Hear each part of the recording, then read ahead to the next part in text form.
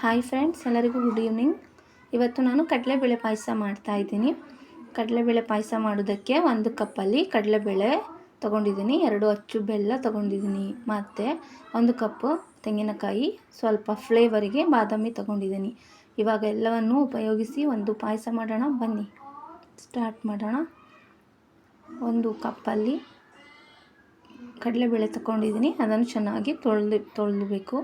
2-3 ಸಲ ನೀರನ್ನು ಚೇಂಜ್ ಮಾಡಿ ಚೆನ್ನಾಗಿ ತೊಳಿಬೇಕು. ಅದರಲ್ಲಿರುವ ಪೌಡರಿನ ಅಂಶ ಎಲ್ಲ ನೀಟಾಗಿ ಹೋಗೋ ಹಾಗೆ 2-3 ಸಲ ನೀರು ಹಾಕಿ ಚೆನ್ನಾಗಿ ತೊಳಿಬೇಕು. ಮತ್ತು ಇವಾಗ ಅದನ್ನು ಬಿಸಿ ಮಾಡೋಣ.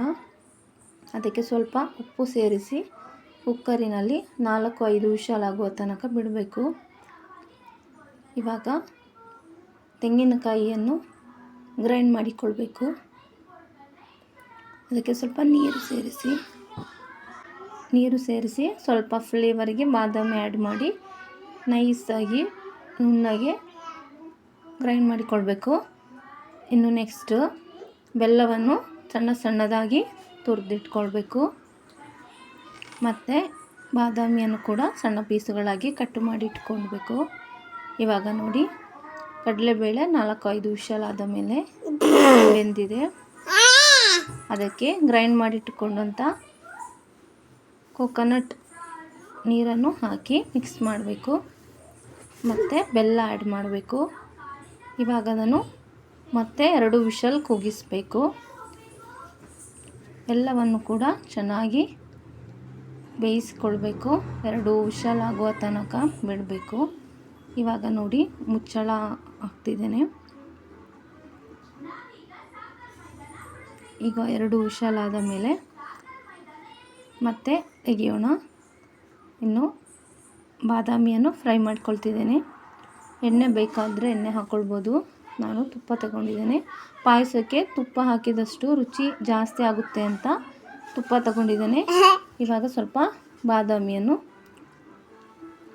ಫ್ರೈ ಮಾಡ್ಕೊಳ್ತಾ ಇದ್ದೀನಿ. ಗೋಡಂಬಿ ಇರಲಿಲ್ಲ, ಹಾಗೆ ಸ್ಕಿಪ್ ಮಾಡಿದ್ದೇನೆ. ಇವಾಗ ಮನೆಯಲ್ಲಿ ಏನಿದೆ ಅದನ್ನೇ ಯೂಸ್ ಮಾಡ್ತಿದ್ದೇನೆ.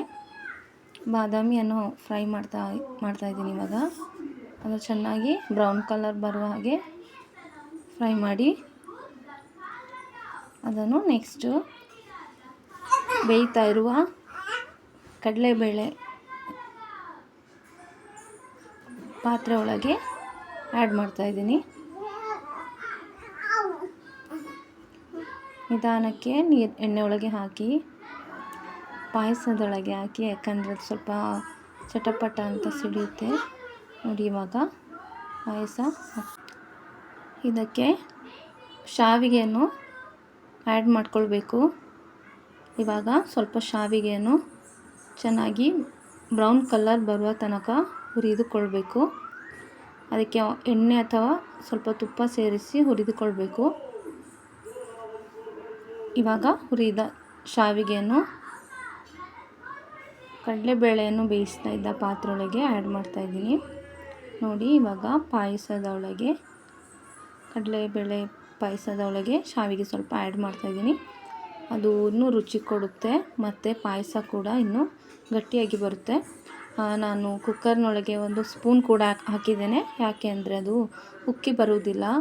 ನಾವು ಸಾಂಬಾರು ಮಾಡುವಾಗ, ಪಾಯಸ ಮಾಡುವಾಗ, ಯಾವುದೇ ರೀತಿ ಅಡುಗೆ ಮಾಡುವಾಗ 1 ಸ್ಪೂನ್ ಹಾಕಿದರೆ ಅದು ಉಕ್ಕಿ ಬರುವುದಿಲ್ಲ, ಮತ್ತು ಗಲೀಜು ಕೂಡ ಆಗುವುದಿಲ್ಲ ಗ್ಯಾಸಿನ ಮೇಲೆಲ್ಲ. ಹಾಗೆ ಸ್ವಲ್ಪ 1 ಸ್ಪೂನ್ ಹಾಕಿದ್ದೆ ನೋಡಿ. ನಮ್ಮ ಪಾಯಸ ರೆಡಿ ಆಯಿತು.